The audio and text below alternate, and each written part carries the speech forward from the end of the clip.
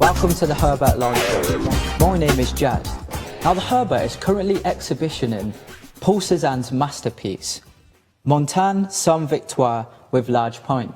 It's currently on loan from the Courthole Gallery in London. Now I've got a couple of facts here for you just to start with. Samuel Courthole was an industrialist and an art collector. He purchased artworks by the Impressionists and founded the Courthole Institute of Art in London. Now, one particular fact that I find interesting is that one of the Courthole's factories was actually based here in Coventry. Now, I have two guests here with me today, Paul and Daryl. All right. You're right. Please tell them at home what you guys do and a bit about yourselves. After you. I'm an art historian. That means I'm an academic. I work on the history of art. One of my interests is Cezanne, so I teach Cezanne. I've taught modules on Cezanne. And I've written things about Cezanne, so that's my interest is quite strong in Cezanne. Excellent, excellent. And I'm an artist and an educator. And what do? I run the art design courses at Coventry University, and I'm principal lecturer in media arts, so I'm interested in Cezanne. Okay, brilliant. Right. So let's get into the thick of it.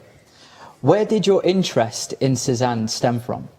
If you'd like to go first. Well, it started off back in the midst of time in 1975 when I went to university, and I stayed in a hall of residence in the middle of London, and about 100 metres from there was the Courthole Gallery in those days.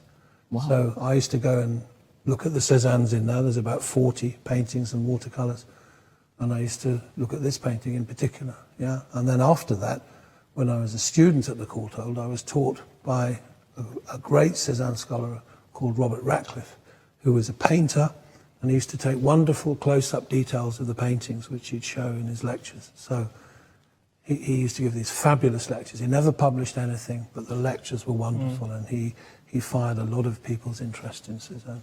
Wow, wow. And Daryl?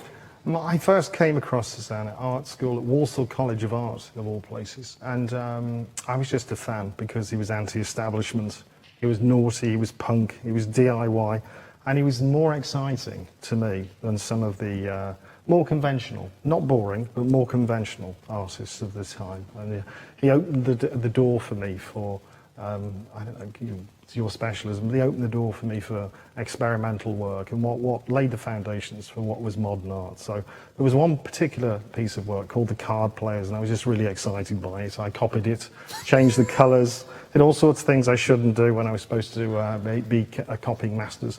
But I just realised there was something about Cezanne that interested me. Yeah. What made you think you'd get away with copying it?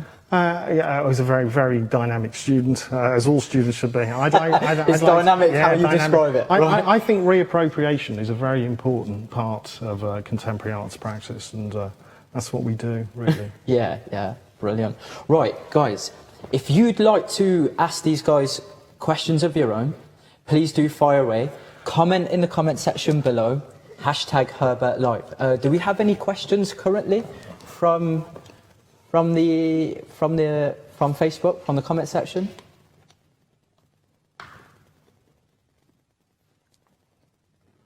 Yep, we've got some questions. No glamorous assistant now. Okay, let's see what they've got for you guys. Okay.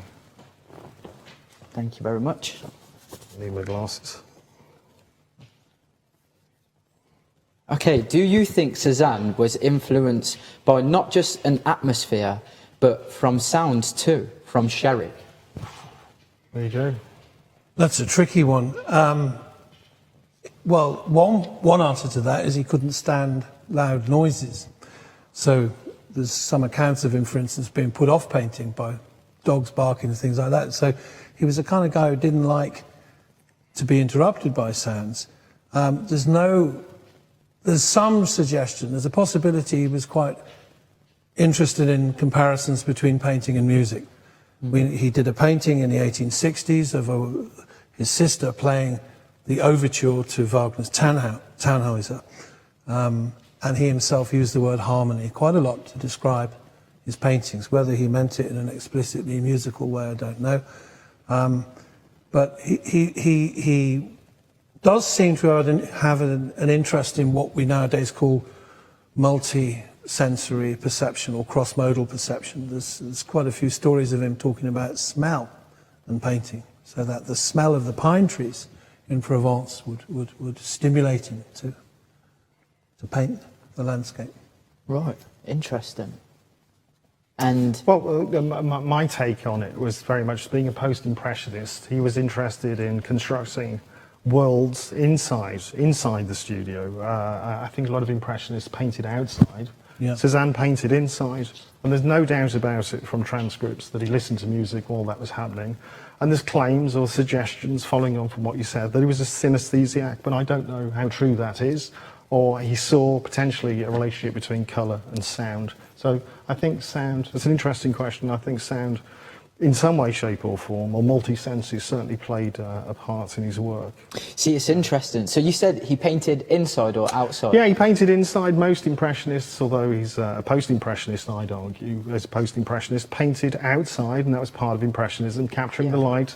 So you'd have violet shadows to yellow, bright yellow sunshine in Provence, this is where it is.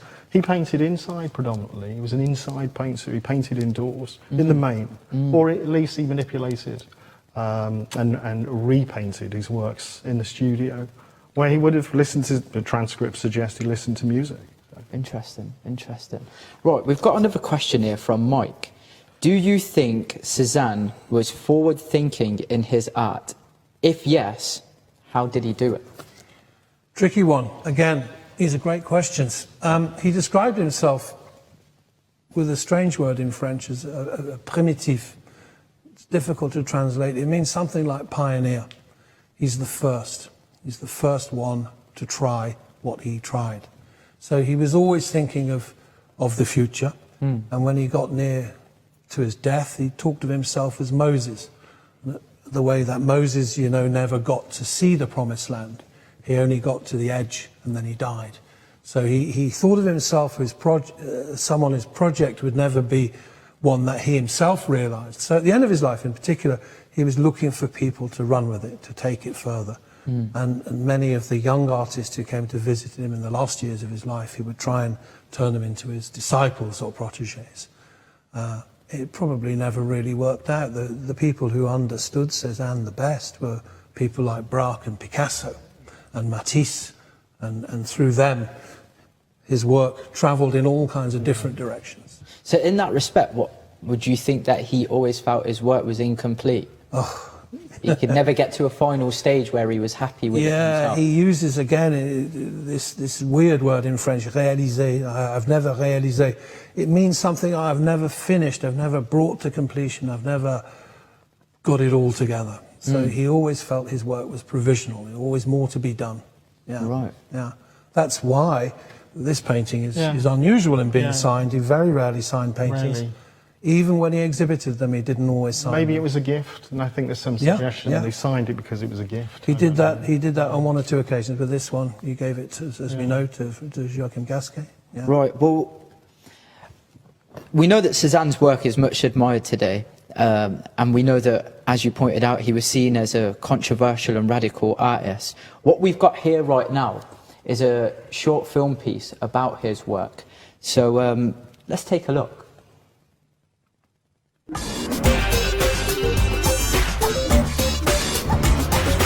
My name's Barnaby Wright. I'm a curator at the Courthole Gallery in London, and I'm here today in Coventry at the Herbert Museum and Gallery with Paul Cézanne's Montagne Saint-Victoire, which is a painting that's on loan from the Courthole to Coventry. It's one of Cezanne's most epic and monumental depictions of this mountain in the south of France, in Cezanne's hometown of Aix-en-Provence. It's the highest point in the local area, and the mountain presides over the town. He chooses a view onto the mountain where it looks at its most serene and monumental, contouring the gentle slopes down to the Arc Valley, which borders Aix-en-Provence itself. And it was met with some contempt. People felt it was too sketchy, too rough, too unfinished. But there was one man, a young poet called Joachim Gasquet, who fell in love with this picture. He was one of those people who deeply loved Provence and was part of the revival of interest in the region. And Gasquet said that this view of Saint-Victoire represented for him all of the depth of history and beauty that was embodied in this particular landscape.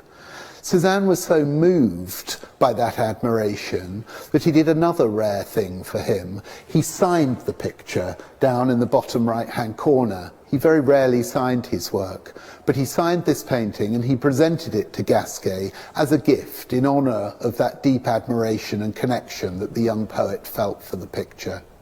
We're particularly pleased to be able to share this picture with Coventry, because Coventry was a major site for Courthole's textile firm. A factory here, set up at the beginning of the 20th century, was one of the powerhouses of the Courthole textiles, which enabled Courthole himself to buy his remarkable collection.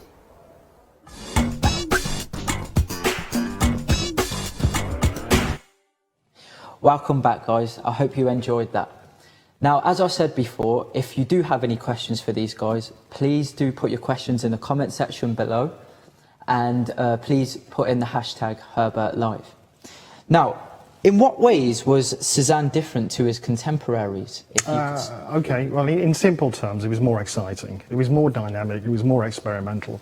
But he was different in he was looking ahead and trying things that other people hadn't done, which he wasn't popular at the time. But if you're a young, aspirational artist trying to move forward and progress and experiments, he was your go-to icon. But for me, ultimately, he had this geometric reductionism or simplicity in his work, and quite a brutalist approach to realizing images, and ultimately that led to all sorts of movements. And some of my favorite artists, whether it's Gauguin, the wild beasts in terms of his use of color, because he was much harsher than the Impressionists in terms of how his palette developed, and all the exciting movements of that time. But obviously you'd be the man to explain and take that lineage through to Picasso in an easy way.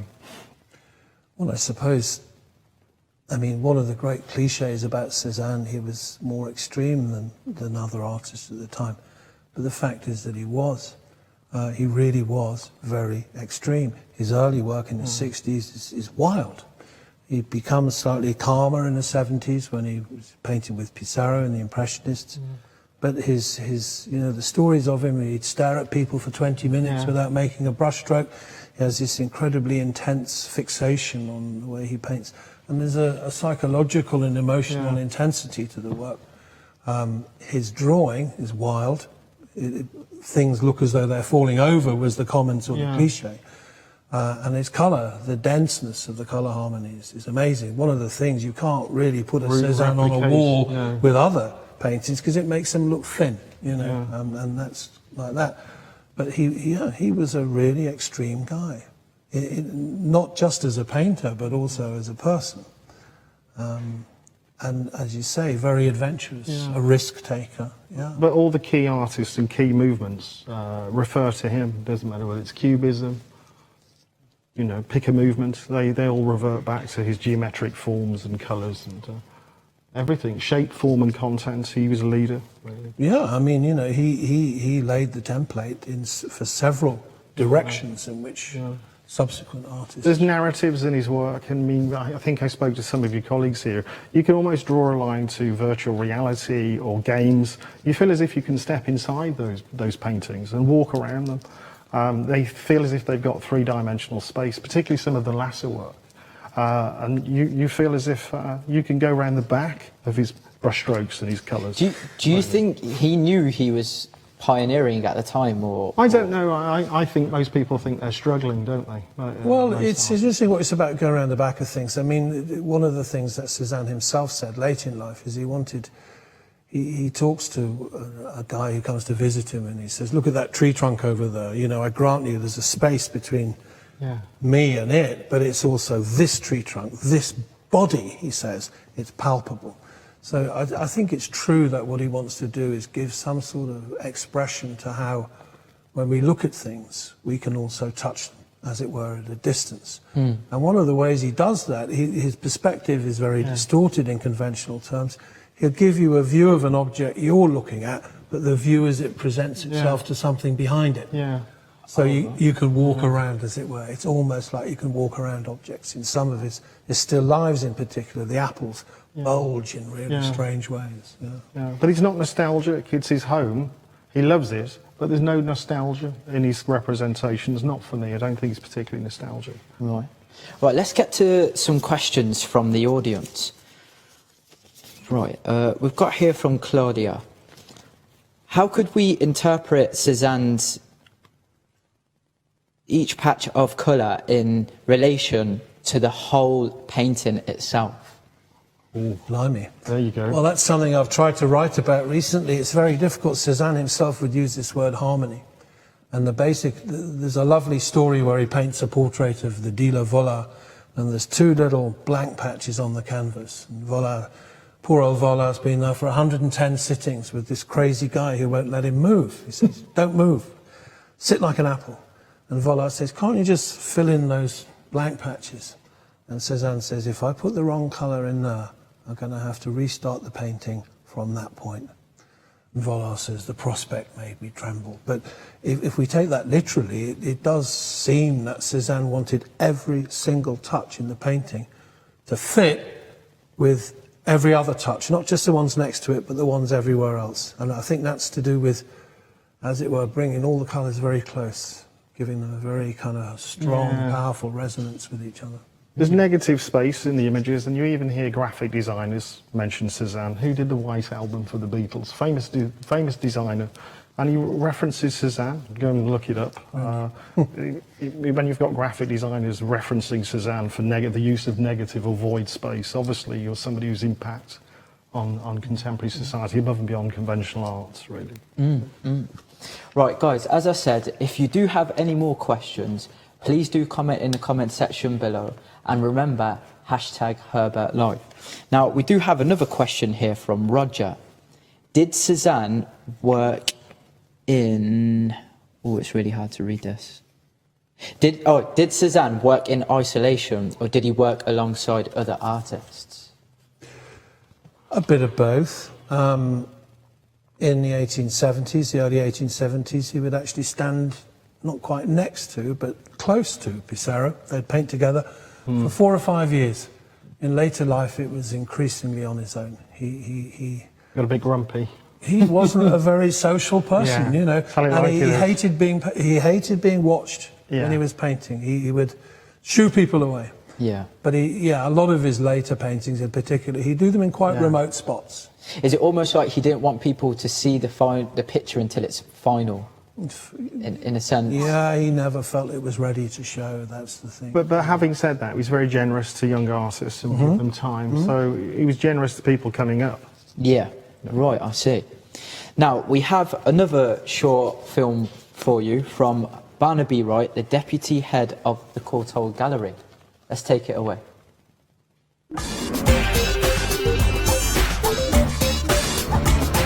My name is Barnaby Wright. I'm a curator at the Courthole Gallery in London. I've been interested in art since quite a young age, perhaps since I was 10 or 11. I remember really enjoying looking at paintings and sculptures, just enjoying them, just getting to know them. But then a teacher at school told me a bit more about some of the pictures that we were looking at.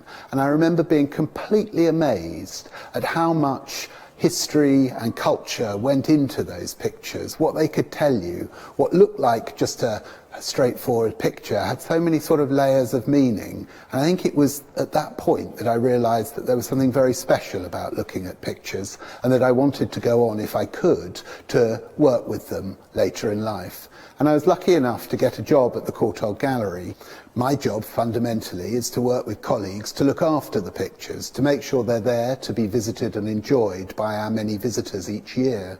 It's also to put on exhibitions and displays, and a particular highlight over recent years has been to work with collections nationally, such as the Herbert in Coventry, to be able to share our collections more widely.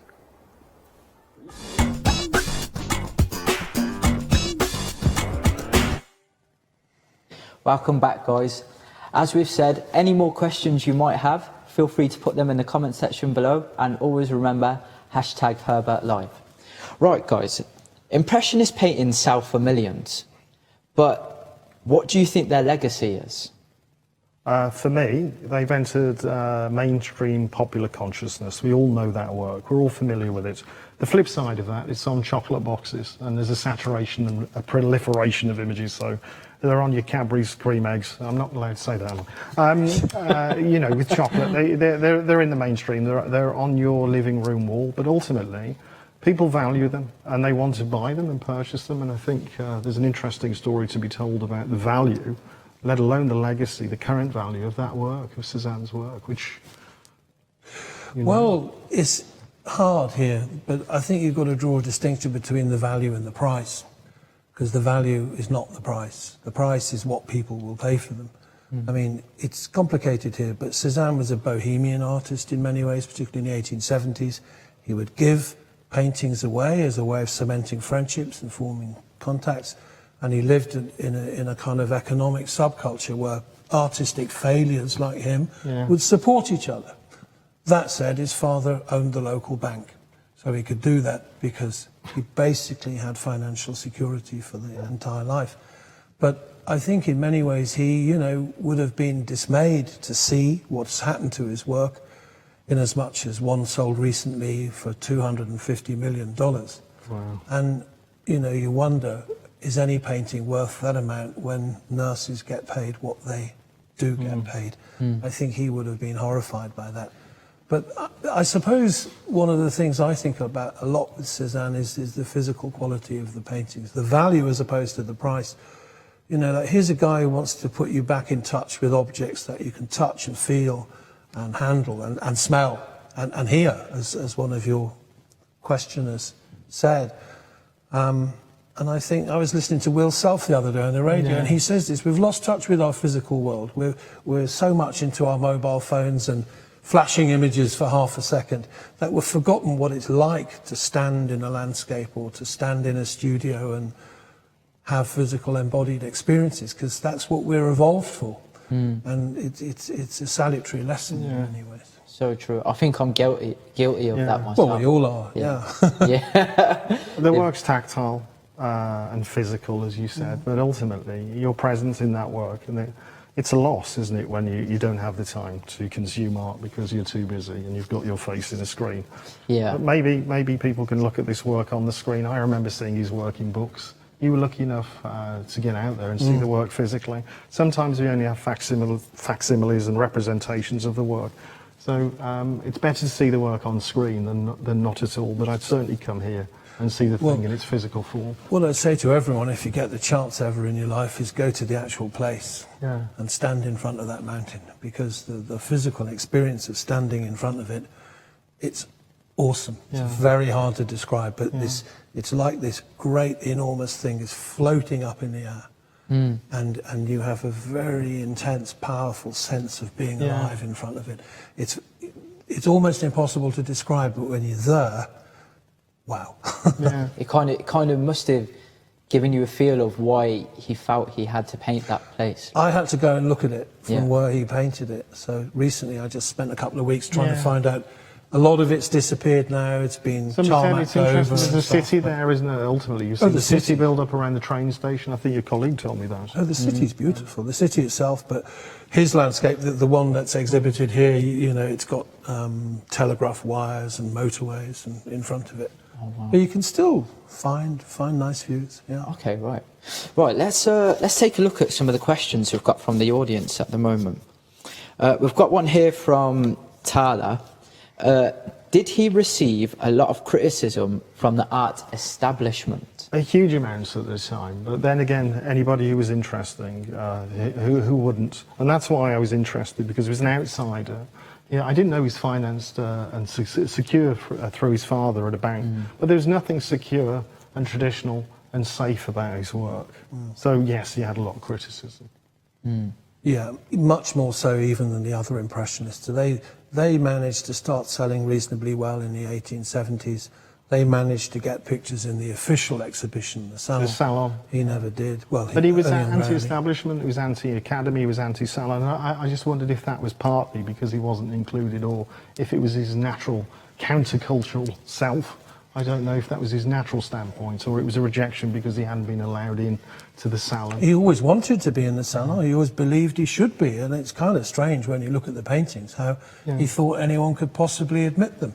Some of them he would definitely, when he was young, he'd just submit the wildest paintings, just to bait the audience, and critics would. One critic said, "This is the painting of a madman with delirium tremens." Yeah. But I mean, because just touching back, because you're saying he was quite anti-establishment. So looking forward now, because you were saying he'd be dismayed with his work. Do you think he'd be unhappy about the fact that his work then is being sold for so much money, even though he came from quite a well-off background at the same time? Maybe it's society as opposed to still being anti-establishment. It's quite a complex kind of guy. It's not easy, this one. I mean, he had an awareness of... He writes a letter in 1878 about the corrupting effects of money on the population of Marseille, saying that it makes them very ugly. Interesting thing to say, that it doesn't make you pretty to have money. At the same time, yeah, he did always have the possibility of falling back on his father. I mean, a lot of the story is his father was a bit of an ogre, but actually his father took him to Paris, set him up in a studio. He looked after him. It was a strange relationship, so quite paradoxical. But I think he would have been a bit horrified by the wild prices that his paintings fetched. But then at the time he didn't sell, so you know, he didn't sell, so just be glad sold to sell. very, very little. It's the classic artist story, isn't it? You're not valuable at the time, and you're valuable. Well, there's a famous story. I mean, in the 1870s, you know, he sold almost nothing. He sold 3 or 4 paintings. It's quite mysterious how he managed to sell them. But one we do know, he sold to a guy called Père Martin, Father Martin, who was an art dealer and a paint maker, a colour man, as we call them nowadays.